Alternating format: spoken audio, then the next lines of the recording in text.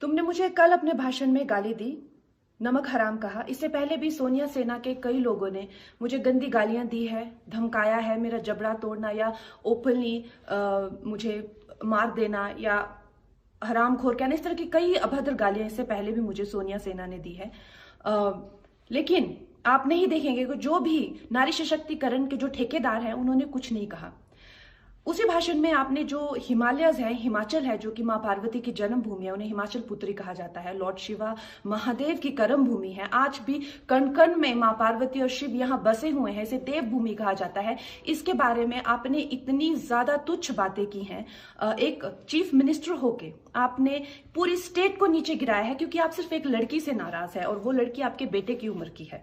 Chief minister, आप मुझसे बहुत नाराज हुए थे जब मुझे धमकाने के बाद मुंबई में मैंने वहां की तुलना, क्योंकि वहां पे आजाद कश्मीर के नारे लगे थे और आपकी सोनिया सेना ने उसे डिफेंड किया था, इसलिए मैंने कहा था उसकी तुलना पीओके से की। तो बहुत ज्यादा संविधान के जो बचाने वाले हैं वो उछल के आए थे, लेकिन कल आपने उसी भाषण में भारतवर्ष की तुलना पाकिस्तान से की। अब वो संविधान वाले नहीं आएंगे क्योंकि उनके मुंह में कोई पैसा नहीं ठूस रहा है।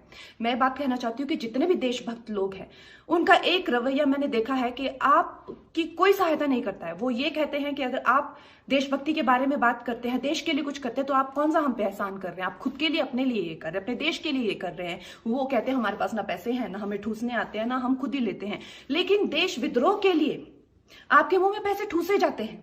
तो ये जो संविधान को बचाने वाले हैं, कल एक वर्किंग चीफ मिनिस्टर ने एक लड़की को सरेआम गाली दी, वो कुछ नहीं कहेंगे। Chief minister, what I want to tell you is कि सत्ताएं आती जाती हैं। आप सिर्फ एक गवर्नमेंट सर्वेंट है और महाराष्ट्र के लोग आपसे रेजोनेट नहीं करते हैं, वो आपसे खुश नहीं है।